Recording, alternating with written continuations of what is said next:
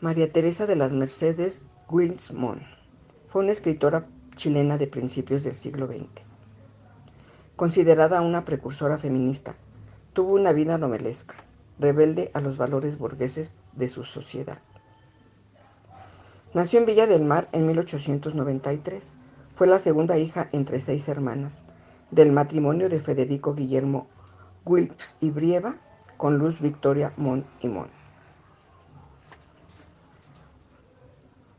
Con facilidad para los idiomas, aprendió francés, idioma con el que se escribiría sus diarios, inglés, italiano y portugués y un poco de alemán. En 1910, a los 17 años de edad, se casó con Gustavo Balmaceda Valdés, sobrino del presidente José Manuel Balmaceda, contra la voluntad de su familia y la de su elegido. Tuvieron 2 hijas, Elisa, llamada Chita, y Silvia Luz. Residió entre 1912 y 1915 en Iquique, en pleno auge salitrero, por razones de trabajo de su esposo, donde comenzó su relación con feministas y sindicalistas, y donde observó los nacientes movimientos de reformistas. Adscribió a la masonería e hizo sus primeras publicaciones en la prensa de esa ciudad con el seudónimo de Tebal.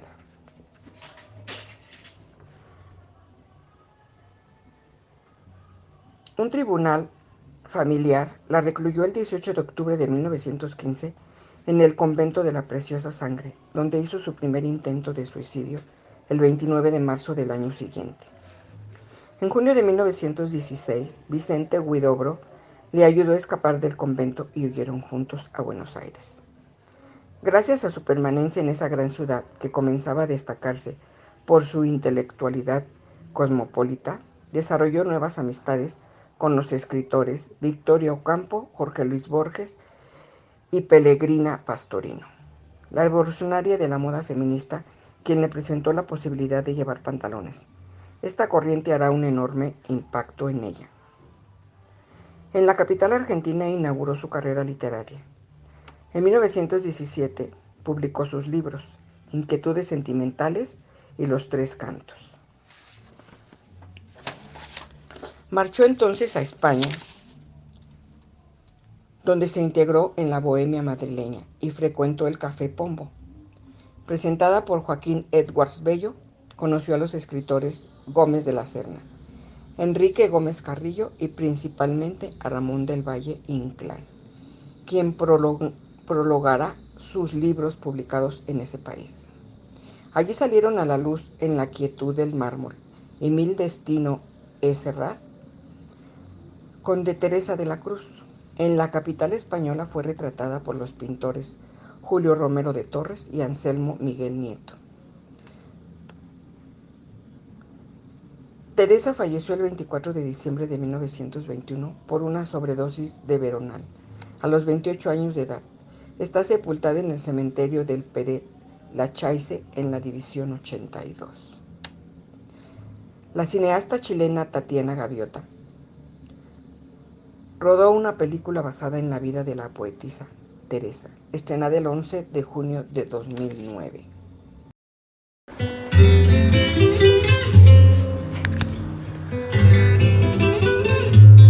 Pues Teresa Wills Mon tuvo una vida feminista y novelesca a la vez, por su forma de entender la vida.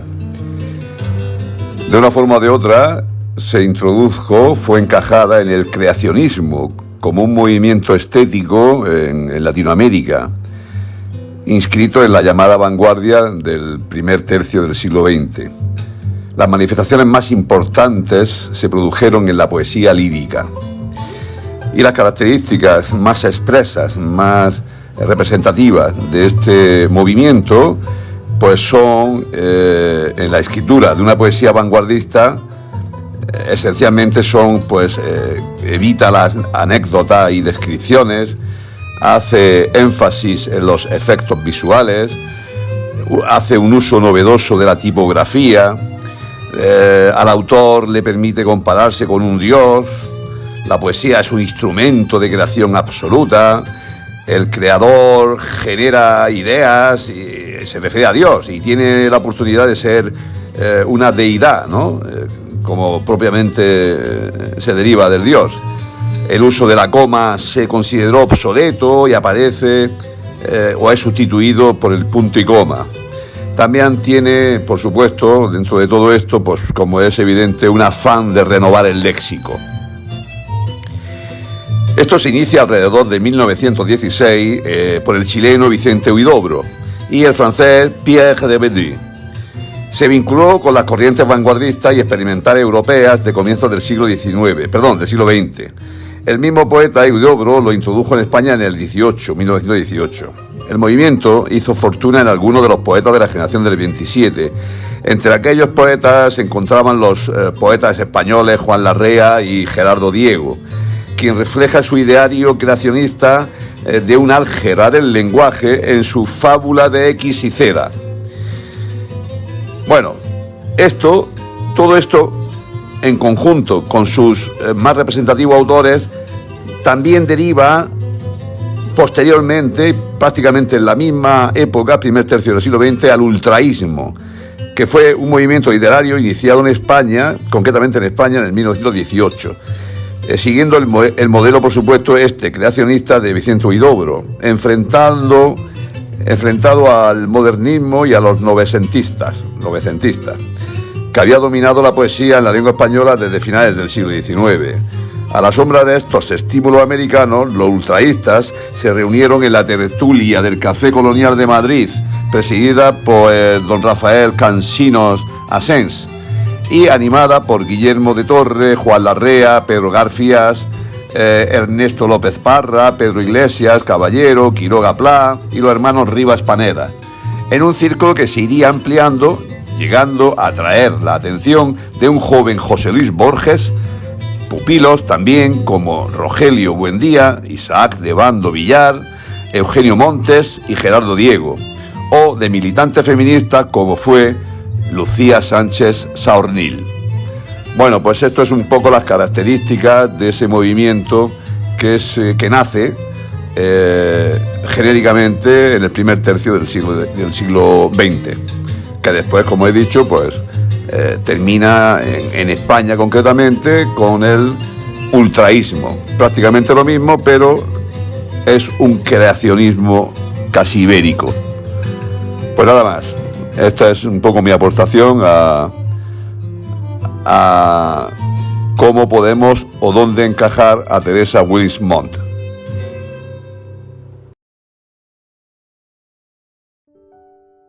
Del diario de Silvia, apuntes para una novela. Mi templo.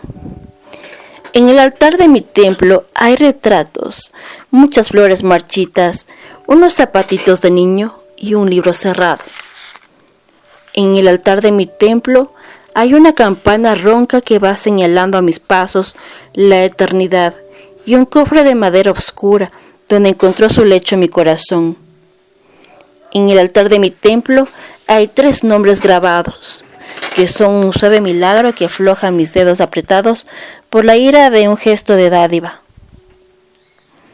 que destierran de mi labio la maldición y hacen que la serena indulgencia consuele a los hombres en su miserable lucha por la vida. En la cúspide de mi templo están unidos en estrecho abrazo el perdón y la muerte. Primero, formando un cono gris uniforme. Se levanta sobre el verde inquietante del mar una roca solitaria. Su picacho agreste, impenetrable y rígido, parece muñón petrificado que en soberbio ademán quedó maldiciendo la inmensidad. A sus pies, las ensortijadas olas arrabiadas van a estrellarse, pero la altiva peana de piedra, inmutable ante la ira del mar, recibe gustosa la caricia de la espuma, que entra curioseando por sus hendiduras secretas, produciéndole un escalofrío de nácar. Es magnífica la vista que desde allí presenta el panorama, cielo y océano. Marcando una nota clara se destaca Al este el balneario de B, con sus avenidas arcillosas, como hechas de una sola pieza de cobre, y sus cerros y laderas cubiertos de verdura y flores, que exhalan sobre el mar brisas perfumadas. Semejando arcosolios, ídolos de actitudes hieráticas, los arrecifes que bordean la playa toman al atardecer, con el velo de las sombras, aspecto de lugar de aquelarre abandonado, de templos vetustos, de misteriosos arcanos, donde en tiempos muy remotos almas fervorosas fueron a decir sus plegarias al dios del viento y de la tempestad, pidiendo protección para el náufrago exhausto y a merced de la tormenta. Adheridas a las rocas, algas y plantas forman islotes y saturan el aire de una aromaticidad sana que abre los pulmones y hace desear el sol y la vida. Sorprende la mirada del espectador del rojo vivo, el azul o el amarillo oro de los arriates, amorosamente cuidados, que engalanan los jardines de las villas y chalets edificados sobre la colina. En dirección al puerto, una arboleda de eucaliptus balancea rítmicamente sus lánguidas ramas y sus hojas largas de tonos acerados, diríanse puñales fosforescentes. Una hilera de acacias ha nevado de estrellas el camino que lleva a la vía férrea y, como en los cuentos de hadas, la blanca casuca del Guadalquivir parece hecha de dulce. No hay en el mar buque, malandra ni embarcación alguna que traiga la lucidez esmeralda. Las olas se han vuelto tan mansas que, agonizadamente, van a lamer las arenas de la playa. Es la hora del ángel. Aquerenciados con la roca, los torpes pulpos vuelven a sus guaridas crepusculares y quedan inmóviles, como gigantescas arañas violáceas, estirados sobre la piedra. En adormilado vuelo, las gaviotas rozan apenas la superficie líquida con la punta de sus alas. Ni un ruido humano se escucha, como si la vida hubiese muerto con el paisaje en la falda de la montaña. Escrutando el horizonte, el faro araucano ha desplegado soberbiamente su cabellera de luz sobre las ondas y, heridas por la postrer mirada del sol, las arreboladas nubes van dejando en el cielo un reguero de sangre. Por el norte llega calladamente la noche. Silvia, en busca de quietud para sus largos soliloquios, se dirigió a la enhiesta roca. Era su refugio en los momentos que, sintiéndose extraña entre los hombres, le venía morboso deseo de soledad, de gustar la charla tranquila de la naturaleza y evocar los muertos. Arriba ya, en el sólido pedestal que la elevaba sobre el mar y bajo el cielo, Silvia, con voz sonora, palpitante de emoción contenida, oh, naturaleza, a veces siente que de mi pecho nacen alas pujantes, capaces de penetrar tu placidez. Pero la vista de ese mundo, donde hombres o sombras se quitan, imprecan, lloran, ríen, imitan el pensamiento y hacen que esas alas se plieguen. Sé que mi espíritu no es luz, que es solo el cristal iluminado por el reflejo de tu belleza soberana. Aunque llevo la frente alta, mirando hacia arriba, valgo menos que una brizna, que una hoja crecida en el charco, porque ella está en su vida en ofrenda a ti. Y yo solo sé desafiarte con mis ojos humanos, henchida de orgullo, creyendo que te domino. Y solo te veo como la hormiga a la luz del sol por el estrecho agujero de tu morada subterránea. Oh naturaleza, qué dolor es ser gusano y sufrir el tormento del infinito. Ceñida toda contra la roca como si fuese un capricho de la piedra, Silvia cayó en meditación. La noche se deslizaba cautelosamente por la montaña. Avalanchas de sombras enlutaban el valle. El cerro de la costa, como titán cansado de mirar al cielo, inclinaba hacia los hombres su rigidez severa. Es la hora del alma. Silvia, extendiendo los brazos en una ansia de alcanzar la intensa emoción de la tarde, bajó hacia el mar sus ojos, cegados de luz interior. Sus labios fervorosos pronunciaron una oración al océano. Tú, mar, divino instrumento de cuerdas vibrantes, demostración absoluta de la eternidad. Tú, mar, que eres el cancionero festivo y el triste, que arrullas, que haces sufrir, que eres pérfido y sentimental. Tú, vengativo, implacable, que sepultas en la enorme tumba de tus aguas el esfuerzo de los hombres, y en cambio te vuelves suave como una cuna y dejas que blandamente vayan a recrearse en tu superficie los pájaros de picos corvos y anchas alas. Tú, que llevas el color del veneno que fascina al suicida y maravilla al solitario. Tú, mago de las pupilas glaucas, que bebes toda la irradiación del sol y enamoras a la luna, haciéndola bailar sobre tus ondas como una cortesana loca. Oh mar, tú que siempre hablas, que aconsejas, cuando los hombres se han callado, cansados de buscar, de sufrir y luchar. Tú, que eres siempre joven y eterno, que das la vida y la muerte. Tú, que eres el supremo serenador de los espíritus y el instigador tormentoso del dolor. Tú, fuente del poeta, reflexión del sabio, asilo del triste, juguete del niño. Tú serás mi esposo.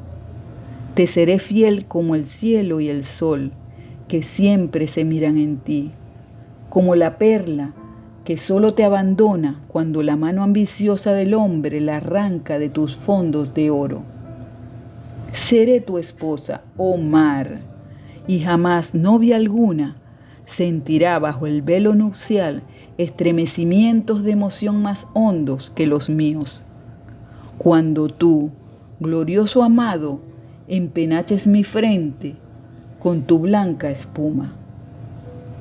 Embriagada de placer, entregaré la juventud de mi cuerpo al amor de tus aguas. Me dejaré llevar por ellas cual gaviota confiada, y mi cabeza, como la de un caracol sonoro, estará llena de tu rugido amado. Oh mar, cuando sienta que mi boca cansada no pueda ya cantarte, me arrastraré hasta tus riberas para que los hombres no te disputen el que será regio manjar para tus peces raros. Mi alma quedará en ti, será una barca en camino al infinito, será una flor enamorada de luz. Mi clamor se unirá al tuyo y será eterno. La silueta de Silvia se erguía blanca y tan frágil como humo de incienso. Su cabellera bronceada flotaba al viento y sus ojos fulguraban como el reflejo de las estrellas sobre el mar. Las campanas de la iglesia cercana anunciaron a Silvia que había terminado la hora del alma. Pensando que su obligación era vivir entre los hombres, con paso lento retornó a la casa de sus padres. La plumilla azul de la enredadera cubre íntegramente la ventana. Al abrir los cristales inunda el antepecho, dejando caer de sus apretados racimos pétalos como lágrimas de zafiros sobre la alfombra. Por la maraña de hojas se filtran los rayos del sol moribundo, poniendo pinceladas rojas en los objetos del aposento y dibujando filigranas de oro en los espejos. Tiene la tarde una suavidad como si manecitas de niños hubiesen formado el mundo, dejando en la ondulación brumosa de las montañas y en la extensa placidez del valle todo el candor de sus almas blancas. Flota en el ambiente la quietud propicia a la abstracción. Solo se oye el bramido alontanado del mar, como encerrado entre peñascos de plata, y a intervalos el rápido, penetrante chillido de una gaviota que cruza hendiendo los espacios, cuya flecha lanzada por vigorosa mano.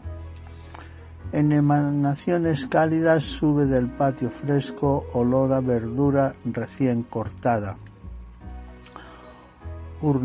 unido al perfume de las rosas y al tímido floripondio que balancea sus inmensos copos blancos como vasos de alabastro, acariciando las rejas que circundan el jardín.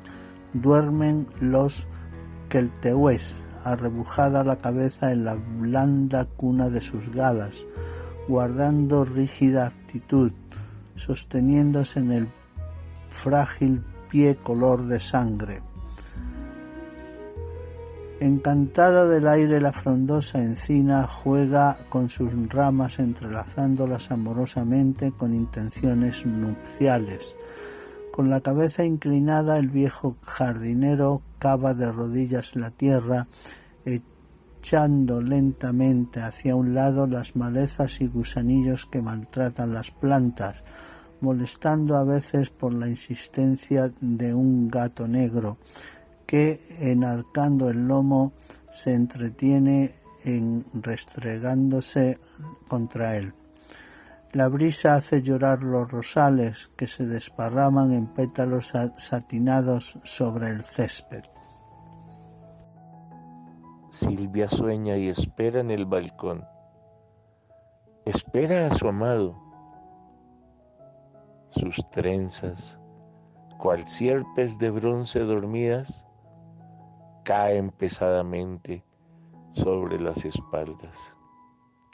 Y hay en sus ojos y en el candor de su boca que sonríe la beatitud seráfica de los seres que viven ausentes de la tierra. Su espíritu sereno como el aire de la tarde, profundo como el pozo que refleja la luna de un triángulo del jardín, guarda un éxtasis. Vivir con las cosas vírgenes que los seres vulgares no han penetrado, vivir plenamente en la belleza, guardando la castidad del pensamiento, buscando la excelsa magnitud que encierra el mundo hasta en sus gestos más pequeños. Vivir con el mar, con el cielo, con los árboles, los pájaros y los niños. Vivir con la bondad del paisaje, con la superioridad resignada del alimán. Vivir en eterna espera de un amado que no vendrá. Cuánta más intensidad hay en todo esto que en el cerebro del hombre, siempre limitado y miserable. Así pensaba Silvia, y su oído atento a la música de la naturaleza parecía deleitarse escuchando toda esa armonía desconocida para los profanos. Penetraba en su alma, cual efluivos de emoción haciéndola estremecer como al follaje dormido, los escalofríos que produce el viento de la tarde. Si los hombres supieran que en la castidad se halla la bondad, y que donde está la bondad está la ciencia y la sabiduría, la perfección y la serenidad. Si supieran los hombres que lo sobrenatural es el país de las almas, donde surge el fluido que comunica vida y esperanza, serían buenos. Buenos como las flores que regalan su color y su frescura al sol, porque con ello contribuyen al adorno de la naturaleza. Ser bueno y sufrir, porque así lo manda la vida. Pasar como un pájaro dejando solo el recuerdo de su vuelo. Silvia, oprimiéndose las sienes, miró hacia el horizonte y de todo su ser surgió esta exclamación.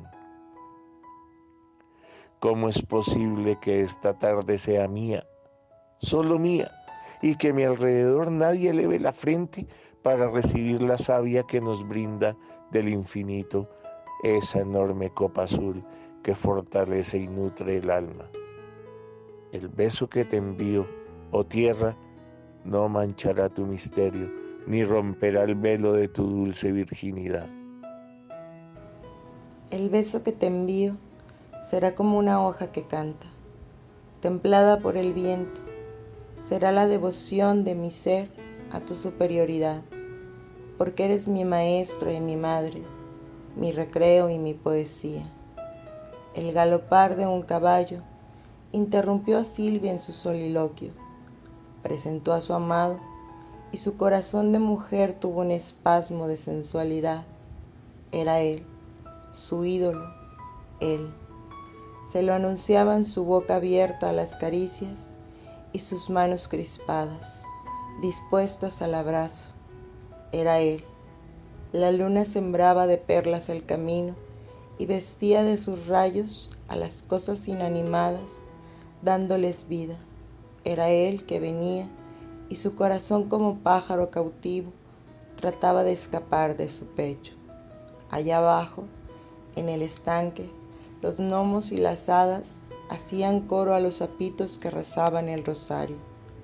El amado, sutilizado por los rayos de plata, como los caballeros de los sueños, saludaba bajo el balcón. Sus miradas se cruzaron, y Silvia, arrancando las cintas que ataban sus cabellos, las deslizó por las rejas del balcón hasta ponerlas en las manos de su príncipe. Adiós, hasta mañana, gritó él, y el ruido metálico de los cascos del corcel perdiéndose en la avenida con cadencioso ritmo. La luz blanca de la luna suavizaba el paisaje. El alma de Silvia necesitaba meditar. Cerróse la ventana y las flores quedaron mirando a través de los cristales como criaturas desconsoladas. Un beso. Sí, Eugenio. Ella tendió sus labios, extasiada de amor, al esposo de sus sueños. Su cuerpo se estremecía en los varoniles brazos. Ondas de sensualidad envolvían su talle hasta hacerla perder el sentido. Sí, toda tuya. Él la estrechaba con el poder de dueño y de rendido, porque poseía y era el esclavo. Sus ojos azules de terciopelo se iban moribundos al placer, y sus labios sangrientos de pasión bebían en los de ella el néctar de la vida con el deleite de un ebrio. Mía, mía. Solo se oyó el crujir de las sedas y un leve quejido del lecho. Una lucha de suspiros hizo detener a los pájaros en el balcón, que creían oír el llamado de sus hermanos, y las flores del jarrón bajaron sus cabecitas rojas de sublime rubor. Los espejos se nublaron, las lámparas cerraron sus pupilas de luz, dejando entrar a la discreta noche. Ámame, amor mío, toma mi vida.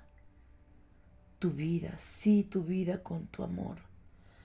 Amor que es vida que triunfa, que pide, que exige amor, felicidad, sueño, gloria.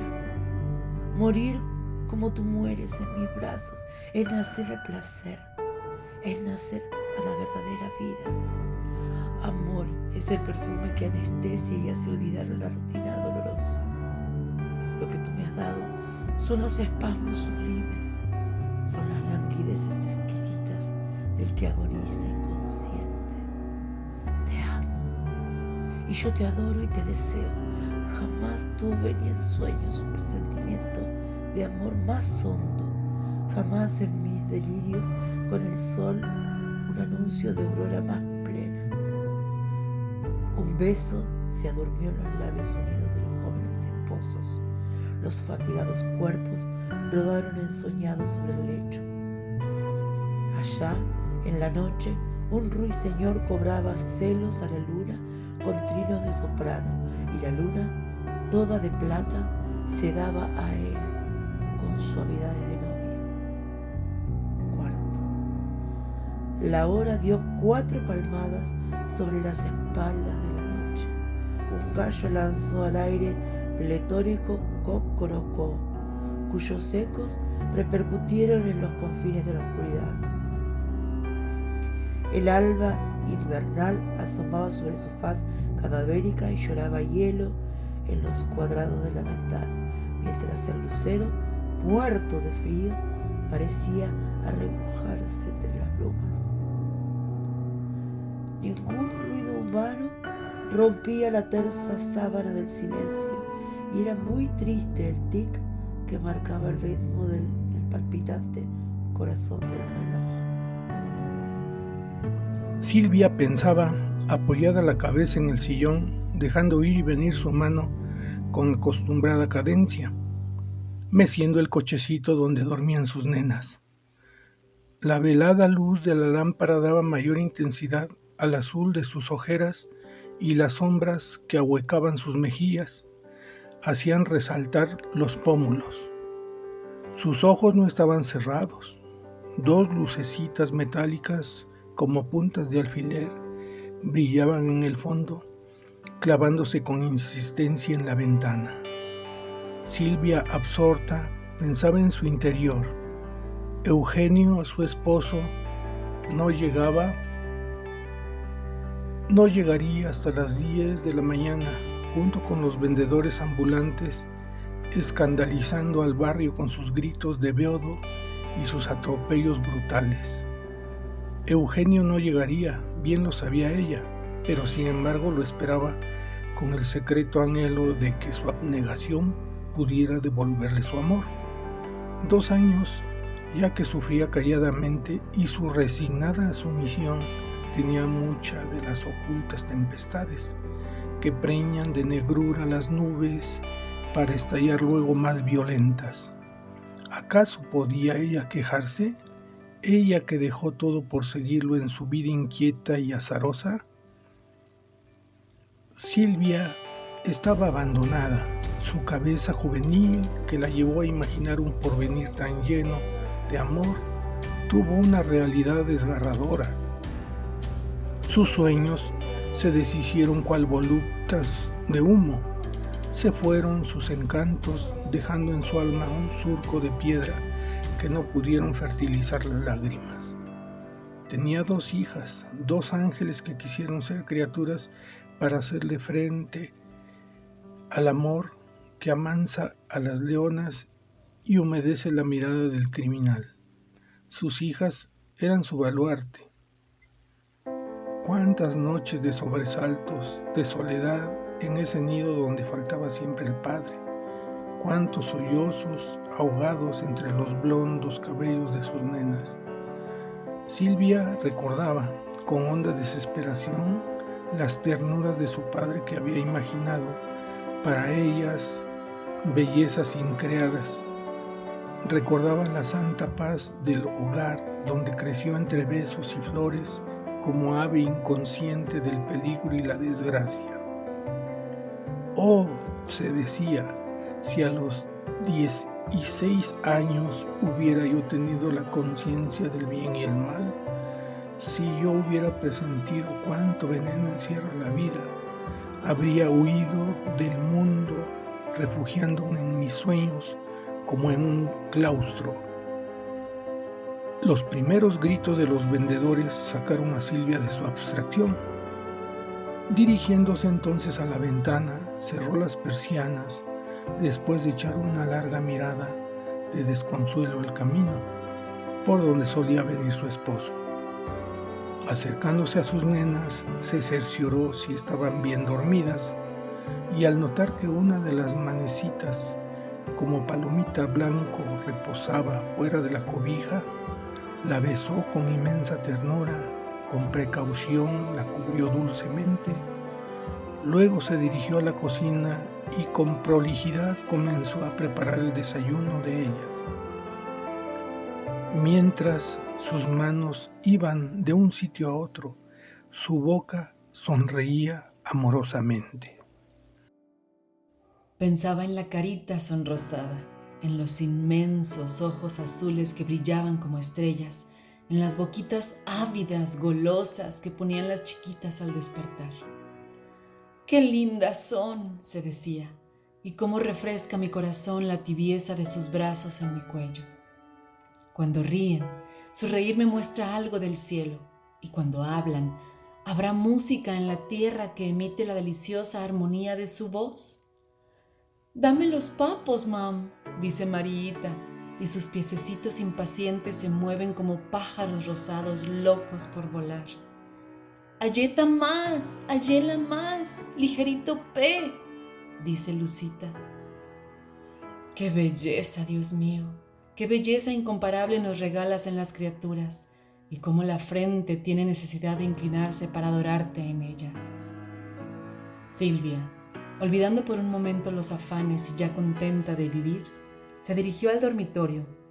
Mariita y Luz dormían todavía, pero su sueño era ligero.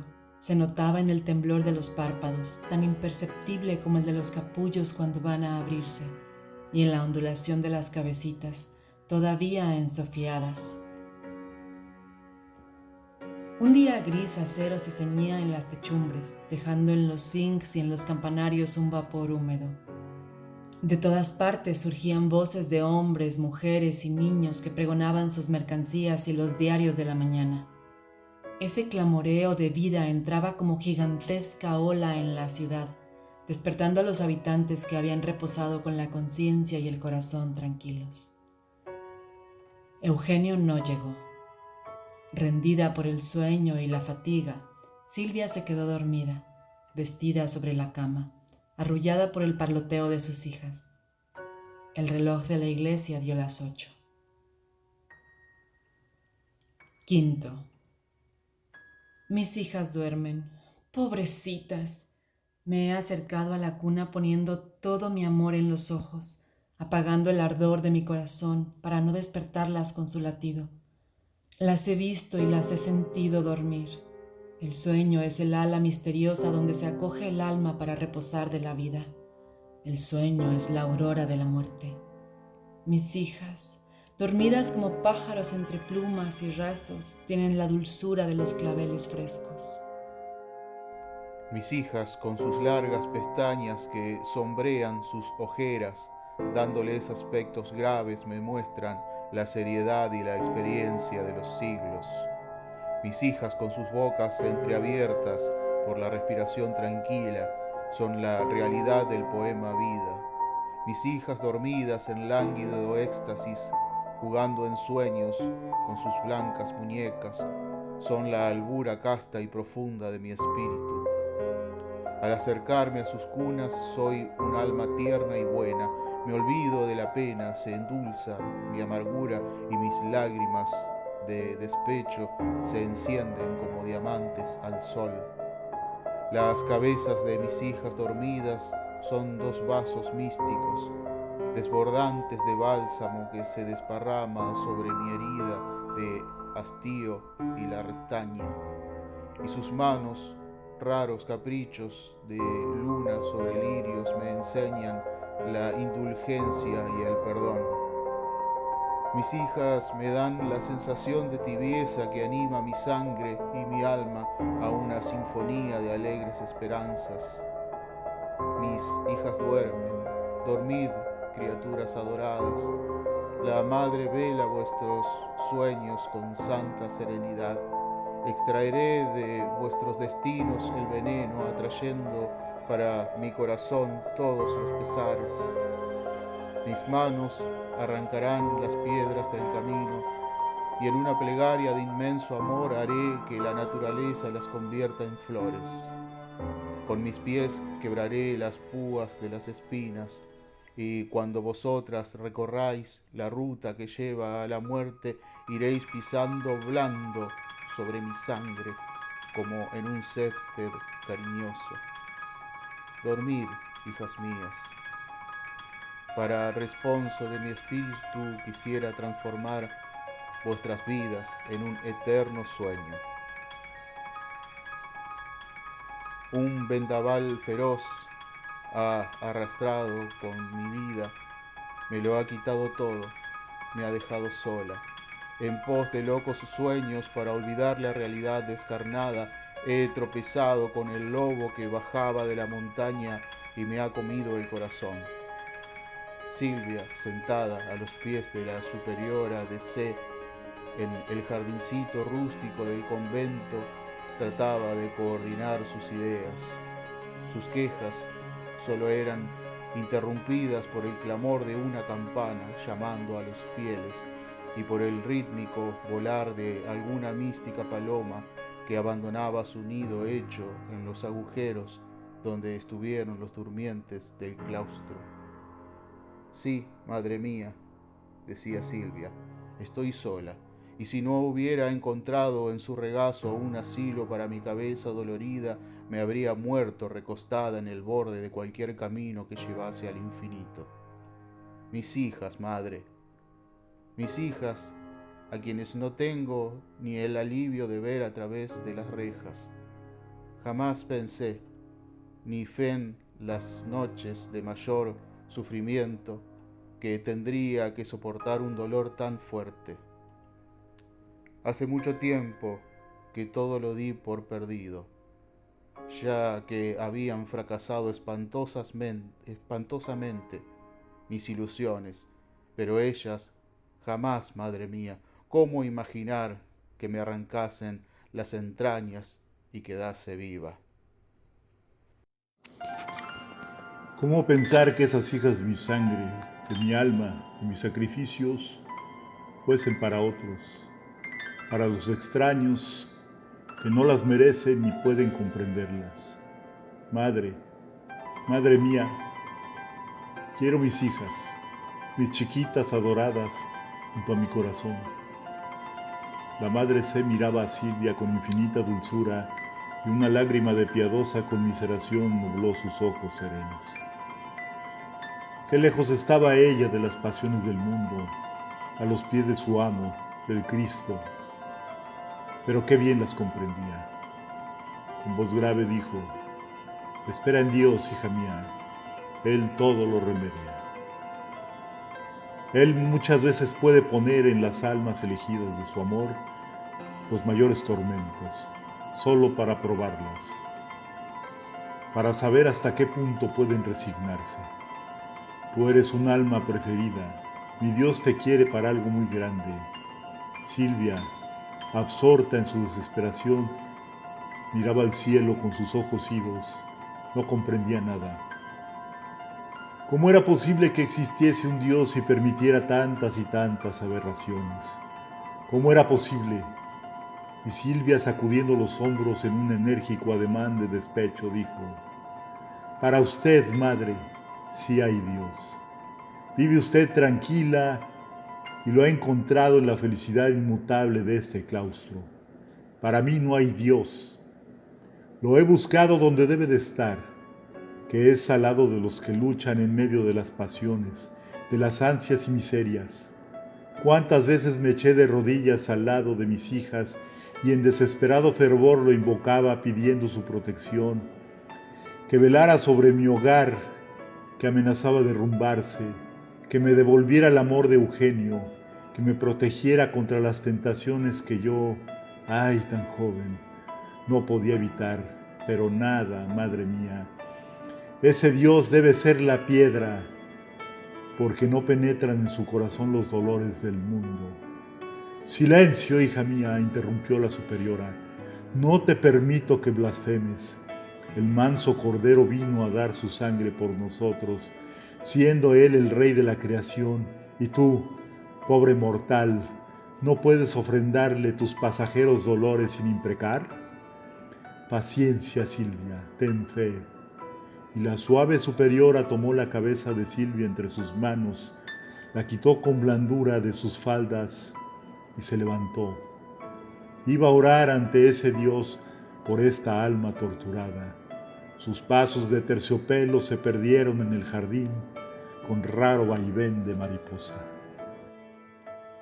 Los hábitos negros volaban con la brisa, acariciando a su paso las molduras y los arbustos. Silvia quedó sola. Comenzaba a oscurecer. La grave campana de bronce dio las 6. Un desfile de hábitos oscuros cruzó como sombra el largo corredor, y el metálico sonido de los rosarios iba desgranándose como cuentas de oro en el silencio de la tarde. Silvia cerró los ojos y vio ante ella su porvenir. Un sudor frío empapó sus sienes. Jamás se dio cuenta de la realidad. Lo había perdido todo, y su destino era morir entre ídolos de bronce y de seda, sin otra música que el melancólico tañido de las campanas claustrales. No, gritó no, y de su pecho se escapó un aullido de pantera.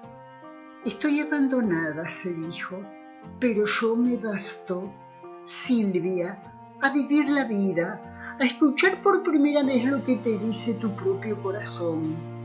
Y mirando a lo alto, con sus manos extendidas como una pitonisa en los tiempos muertos, imploró la protección de su madre naturaleza.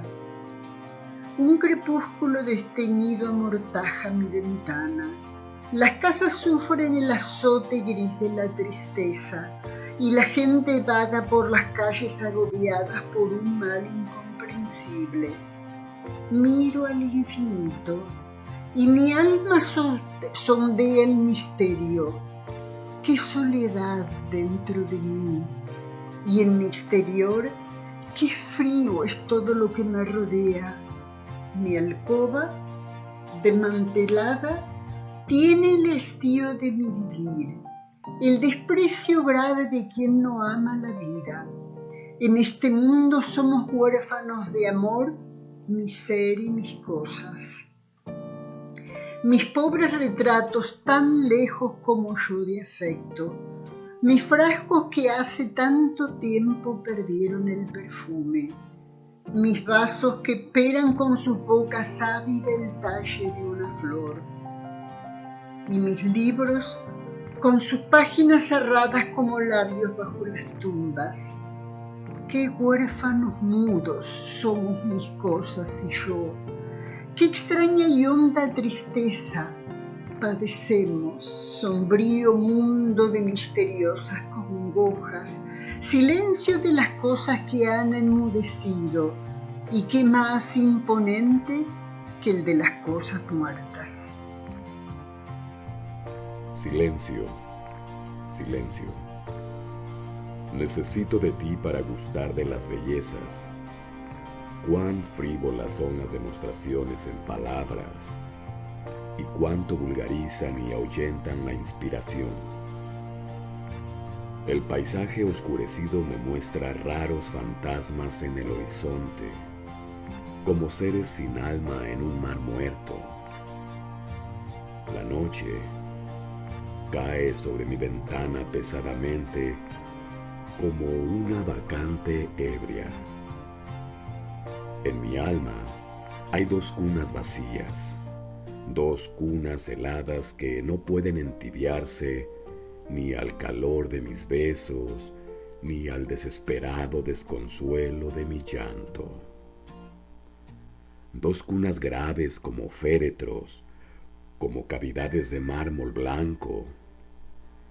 En mi alma hay dos puertas cerradas como dos montañas de roca, las cuales no pueden abrir mis manos aunque se quiebren los huesos y se desgarre la piel. Son dos puertas lacradas por la voluntad del destino. En mí hay una mística tristeza que ahonda hasta el infinito, como puñal de terciopelo que asesinará todas mis quimeras. Hay en mi alma un pozo muerto, donde no se refleja el sol, y del que huyen los pájaros con terrores de virgen ante un misterio de cadáveres.